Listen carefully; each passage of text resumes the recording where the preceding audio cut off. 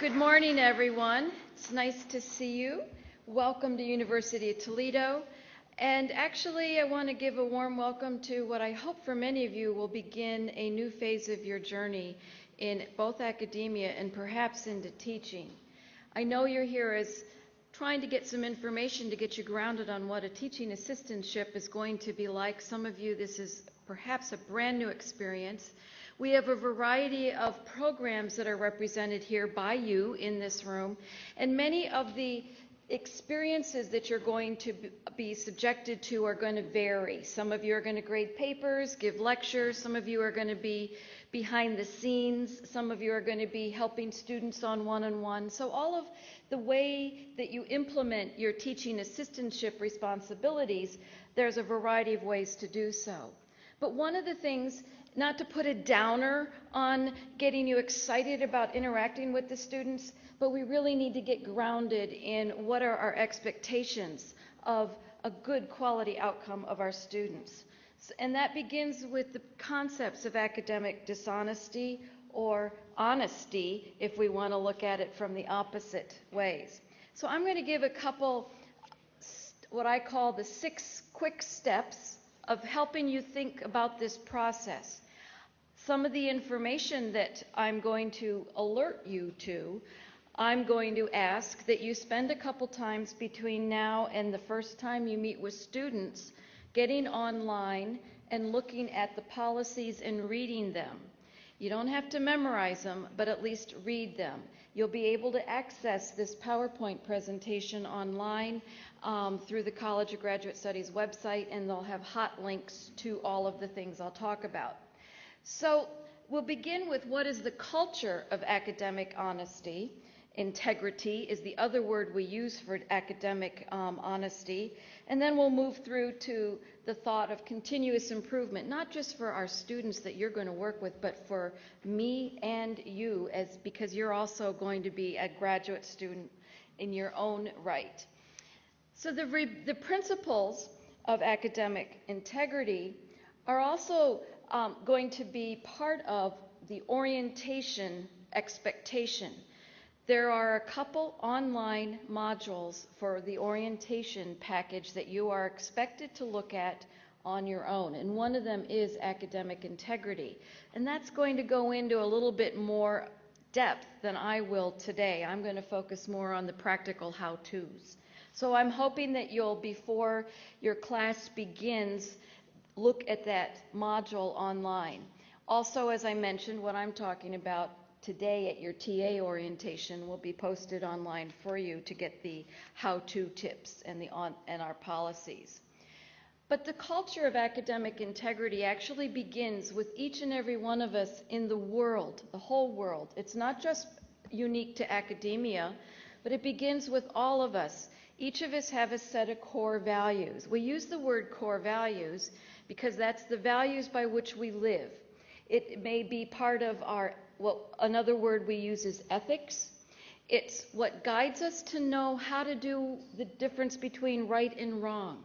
Some of it applies to our various faiths, our religions. But the core values are common to all of us, no matter where we come from, no matter what our religion is. The core values drive what kind of things that we do, what are our behaviors. Do we yell at people? Do we cheat? Do we lie? Or are we compassionate? Are we honest? In an academic situation, we build on our behaviors then as a community of our alumni, of our faculty, staff, students, to then build a culture of academic integrity. That leads to the value of our education. The degree is the desired outcome. Are you getting a doctorate, a master's, a bachelor's, etc.? And we all want that to be valuable, don't we? When we leave here, when you leave here, when I left my institution, I'm going to have a piece of paper. And I want someone to recognize that and hire me for a job. So the way that we value our education experience and the piece of paper that represents your accomplishments and the accomplishments of your students is the degree. If we don't have a good core value system and integrity in our system, people are going to say, oh, At University of Toledo, boy, they're just a bunch of cheaters over there. Let's hire somebody else. So we have a successful culture of academic integrity. It also adds to the value of the entire academic mission and vision of our university, of which you are now part of our community. So the culture of academic integrity is the part of our values, and it applies to the specific actions. So what we end up doing is we translate these vague things, these vague concepts of core values and ethics and behaviors, and we start to operationalize them. That means we try and figure out, how do we make this happen in the day-to-day classroom? So we develop what we call policies and procedures that we hope everyone will follow. So I want you to think about what your new role as a TA is going to be. As you think about this, it's going to change. You're coming in with some expectations, some preconceived notions, some fantasies, some hopes, desires, and I hope that it stays positive, but I also ask you to be open to possible changes as you start to develop some experience in the next couple weeks to months. Your teaching assistantship, one of the biggest words that comes to mind, and this was echoed at your orientation session at the panel discussion. I believe it was, I forgot who it was. It might have been Dr. Quinn or somebody else. But basically, if you remember the word leadership, you're coming in to learn how to be an expert in a particular discipline that you're getting a degree in. We're hoping that you'll be future leaders in that discipline, develop new science, new thought. The leadership role applies to you right now, even before you get a degree, as your role of a teaching assistant in a classroom or even on a one-to-one relationship with a student. You'll grow into that role. It's kind of a scary role, but it's exciting. And so I think you'll be really excited as you grow professionally with that leadership. The problem is, for most of you, when you walk into your classroom, you're going to be interacting with undergraduate students. And for a large number of you, their age is going to be close to yours. And it's hard to go from a peer level, like your friends, you might go out and have a cup of coffee together, to becoming a leader, demonstrating things as a role model. But you'll find a way to find your voice and find your ability to do that. You'll need to set an example in how you hold yourself, how you dress, how you talk to people, and become a leader. And another way to be a leader is to apply the policies that have to do with what we do in the classroom, how we engage our students. You must apply those with an equality. You apply our policies equally to everyone. We value our core values and our policies to provide an equal opportunity for success for all of our students. At the same time, you're going to be a little bit conflicted. There's always going to be something in the back of your mind thinking, gosh, I've got my own assignment I have to do. So you're going to be pulled in multiple directions. Academic dishonesty at UT, like most every other academic institution in the world, we have a zero tolerance policy. It is considered a violation of the code of conduct. So the code of conduct includes multiple things. They're not allowed to drink booze in the classroom, they're not allowed to yell at people, hit people, and we don't want them to cheat in the classroom either. So foundational to the university student, including yourself and including me as a faculty, we have to abide by the code of conduct.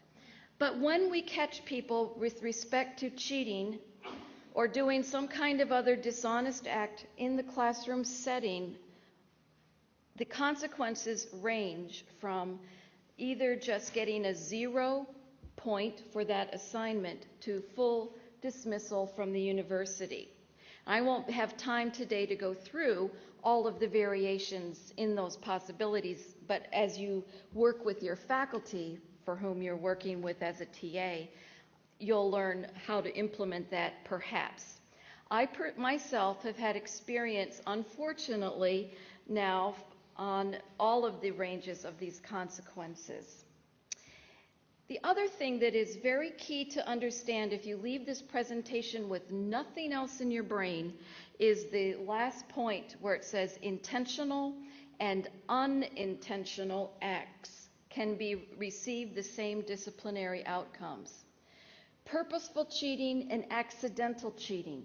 Purposeful copying, accidental copying.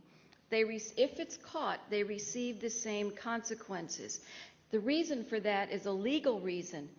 We can't prove beyond a doubt which one it's going to be. So our policies say both the purposeful and the accidental are subject to the same consequences. This is a shared responsibility, our culture of academic integrity. All of us are supposed to support and implement the values of academic integrity. All of us, when we see some wrongdoing, are to take some kind of action to counter it, prevent it, report it as needed. We hope that our leadership, you, me, others, will discourage and prevent the dishonesty of others. But if we don't take responsibility in this room, no one else is going to take responsibility outside of this room. So we have to take responsibility and hope that our examples will rub off on others. Because remember, if we just turn our head and ignore what is going wrong around us, the value of our degrees will slowly diminish and we will become less interesting to others as we try and further our careers. Faculty and TAs are expected to use the approved strategies. And the approved strategies, that's a vague phrase. I have to speak generally because you're all part of different programs. You will find by working with your faculty mentors what some of these strategies are as they apply to whether you're teaching a class, giving a lecture, grading, working in a laboratory, etc. As I mentioned, we must be fair and treat everyone equally so that everyone has the equal opportunity for success. Faculty and TAs, more than anyone else, we actually have a contract, a responsibility to report something. I know it's hard to report on what people are doing wrong, but that's just something simply that we have to do. So the step 3 is, all right, we know there's going to be some policies. I'm going to give you a list of them to do some homework and read about. But what kinds of things can you do to prevent and get prepared for the good outcomes and if at all possible, some negative outcomes? Today you'll be hearing a presentation about some concepts of preparing for teaching by another presenter. But in general, before the course begins, you'll read the policies that I have the web links on the slides that I'm using right now. You're going to, as soon as you get settled in, as Dr. Kalmaniki said, you'll be informed who your faculty of record is for the course that or courses plural, that you're going to be a TA for. Faculty of record is the phrase of who is the faculty that's in charge of the course, who is going to be signing the piece of paper for the grades for the students in the course. So you'll want to meet with that faculty and discuss all of the policies and procedures regarding how the course is operated. Get to know what your faculty mentor expectations are, what they expect you to do. And then I want you to create an electronic or paper folder of the policies and have them with you. I still carry policies around in my briefcase at all time. I don't sit there in front of the students and flip them out and read them, but I have them there so that I make sure that I'm doing the right thing and not doing what I think I should do. That way, by having them with you, you don't have to worry about memorizing them. You can refer to them when you're not sure what's going on, and then you still have the more safety in treating everyone equally. The course syllabus is a document that is going to describe the expectations for the set of students taking the course. It's going to talk about the objectives, grading policies, etc. Most of us put some policy references to what our expectations are in that course syllabus. One of the most important things a student needs to know is what's expected of them. So when you look at the course syllabus that you're going to be using for the course that you're going to be engaging with students, look at that. If you're not even sure it yourself, talk to the faculty mentor and maybe they can revise some language. It must be clear so that your students understand what the expectations and how things are going to be graded. The other thing that you'll need to familiarize yourself with, because many of you are new to UT, many of you are continuing students, so depending on where you fall in with that, you need to start looking at some of the other handbooks. These are the practical how-to guides that we have our students look at. Well, just because you're a TA doesn't mean that you shouldn't look at what it is that your students are looking at. So look at the undergraduate student handbook if you're teaching undergraduate students. Look at the College of Graduate Student Handbook because all of you are graduate students. Look at the individual college programs. So for example, if you're a College of Engineering TA, there are some handbooks specific to the College of Engineering. I mentioned the course syllabus, and then finally some of these policies that are listed on the next couple slides. But I just want to give you an overview of how many there are. Each of the policies has a number and a name, and has an individual web link. They are all PDF documents that you can download, save digitally, or if you wish, print them out, put them in your little notebook. If you're not sure about memorizing the name of a particular policy, that's okay, because the first website at the top of the slide is the home page on the website of the University of Toledo, and it's pretty easy to remember, www.utoledo.edu/policies, and that'll take you to the master site that you can then search. Or you can use these links on the College of Graduate Study website when they post this presentation. So again, look at all of the policies, and I've listed them here for you. Many of you are going to be engaged, as I mentioned, with undergraduate students, and there are lots of policies specific to undergraduate students that are general to all. We have fewer policies. We only have a couple big overarching graduate policies about academic integrity and dishonesty for graduate school students because the individual programs in our graduate programs have some of their own language as well. But for our undergraduates, we just have one common set of policies for their conduct, their grading, missed class, and so forth. Graduate has fewer, but they're equally as robust, equally as requiring that we don't cheat, and so forth. So in cases where there's research going on. So for example, if you're in a lab, either yourself as a researcher or you're working in labs with students and guiding them, policies regarding research conduct are equally important as well. And so some of you went to some of the breakout sessions with Dr. Messer, and but if in case you didn't, this is our research policies. So step 4, prevent. So first of all, you're getting prepared by knowing what the policies are, but what can you actually do to prevent these activities in your teaching assistantship experience? Well, one of the things is you might want to reflect on, because I'm not going to ask for a show of hands, but you might think, I bet I remember in a class I took, in a lab I was in, some of your previous experience, you might know of cheating that occurred. So one of the things that you might want to think about is, all right, how do they really cheat nowadays? Is it that they copy things? Yes. How do they do that? So I need you to, depending on where you're going to be a TA, think about what is the environment that your students are in and what kinds of things they might do to cheat. Are they going to copy from each other, copy off the web, et cetera, et cetera? A lot of students don't recognize certain activities are actually dishonest. So one of the first things you need to tell your students is intentional, unintentional are going to be treated the same. But a lot of attitudes have changed.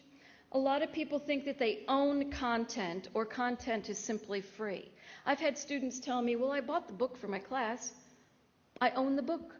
I own everything in it. So why can't I just copy it? Why should I bother putting it in my own words and paraphrasing and demonstrating I really understand what I'm reading. Okay, so that was an interesting scenario to deal with. Clearly, the internet, people copy and paste like crazy. It's very easy to do. No one says you can't quote anything off the internet, but you have to still reference the original writer somehow, of the author of that.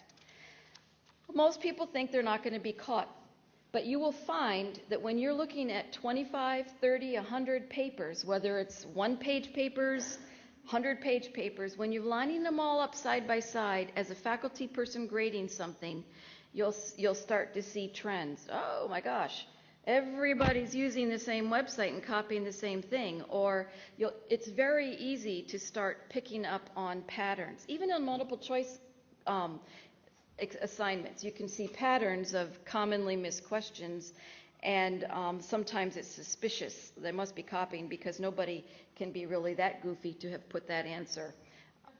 The other thing that you'll want to do is work with the faculty and the TA work together to facilitate a dynamic and scholarly learning environment, and so you'll want to be the example for this.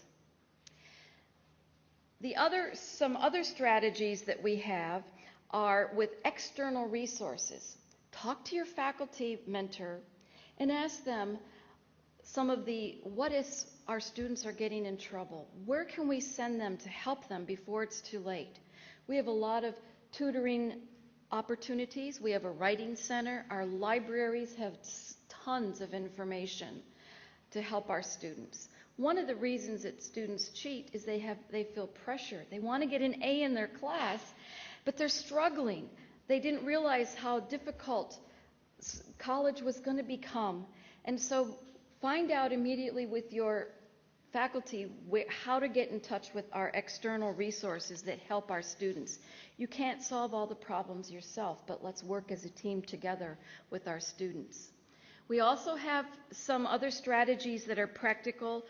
Some of these words on this slide don't make sense to you right now because if you're not haven't become familiar with the software that we use for our web assist and our online coursework, but we have something called Blackboard. Many of you have used it in other institutions, if not ours. But we do have some software abilities to reduce the ability to at least electronically cheat in many cases. We have some proctored testing opportunities, both on-site and off-site. There are a tool that we can use. One of them is called Safe Assignment. It's something that all the students can submit an electronic document of something that they wrote, and the computer magically looks for common code, and the common code translates to common words and then gives a report, and then you can look at it and say, oh, yes, everybody copied off of this particular textbook and there's no citation. There's a lot of, the syllabus is regarding procedures. For example, my syllabus has a lot of stuff about you can't wear hat hoods. We're worried about electronic watches now that are actually like little smartphones on your wrist. So there's all kinds of things that we try and stay one step ahead of the game on and prevent people from using tools to cheat. The other thing that we do, and you can work with your faculty on this, is actually how to present the material and how to evaluate the students. Some of the things are simple in basically saying, all right, if you have an exam scheduled, what is the absence policy? What if they can they miss the exam? And if they're sick, what is the makeup strategies, etc. So you want to have a system in place so that they just can't, in case they're stressed or went to a party the night before and don't feel like coming to class, say, can I take the exam another day? You want to have policies in place that are described in the syllabus about how you're going to allow an excused makeup. We often use multiple exam versions. Most of you are familiar with that. Maybe you didn't realize that's why you did that when you were in school. We have one thing I use is a tutorial. All of my students, whether it's face-to-face or online, they go to a little tutorial. It's at the University of Indiana website, and they have to fill a certificate out after taking a little quiz. It only takes about 30 minutes, and they submit a signed certificate. And on it, it says, I will not unintentionally plagiarize, and I understand the consequences is caught. So I have them do that, and I have a pile, and then when they come to me and if I catch something, then I say, but you already said you understood all of this stuff. So that's another strategy. And then more work with your faculty of record. So we hope that nothing's going to go wrong, and you won't have to deal with this, because trust me, it's not a happy day when you have to call a student in and say, I need to talk to you about something and evaluate something because I'm not sure how you composed your answers. You don't want to just jump the gun and accuse them without giving them the opportunity to have a conversation. But what you want to do is, if you have a suspicion, immediately notify your faculty of record. Even though you know all of the policies and such, notify the faculty of record, get him or her involved with the situation. Implement the appropriate policies and procedures. That'll make more sense to you once you become more familiar with all the processes. And document. Either write something down, dates, times, names, what was the discussion, what do you think might have happened, what was the outcome of the conversation from the student, and then discuss strategies of solving the problem with your course faculty. Will it be a 0 on the assignment to a dismissal from the university and anything in between? Finally, the step 6 is continuous improvement. This isn't just a one-time thinking about it today for a couple minutes and then moving on to another topic and then never thinking about academic integrity again. As I introduced a few minutes ago, I said this is something that you begin and you refine and you retool and you revise and adapt to on a continuous basis for as long as you're engaged with an academic environment for yourself as a student and with the students you're going to interact with. So pay attention to your own progress, your own experience. Learn from the faculty that you're taking classes with and apply some of the leadership principles that you see that they're doing to what you're doing. Of course, as I mentioned, work with your academic integrity. The stronger you are with your own academic skills, the better you will be in able to help your students prevent any dishonest activity. You also heard the tip from, I think it was Dr. Schneider on Tuesday, saying write and write and write. Also add speak and speak and speak, even if you have to speak to a wall. Develop your skills of engaging the material and sharing it with others. You can learn more for your own continuous improvement by using the same resources that you will refer your students to. Use our libraries, use our College of Graduate Studies professional development programs that you'll start to hear about in the near future. Use the Writing Center. They address both graduate and undergraduate level of writing. But most importantly, be courageous of this new journey that you're embarking upon. Be a leader. Enjoy it while you're being courageous and a leader. And good luck. Thank you for your attention.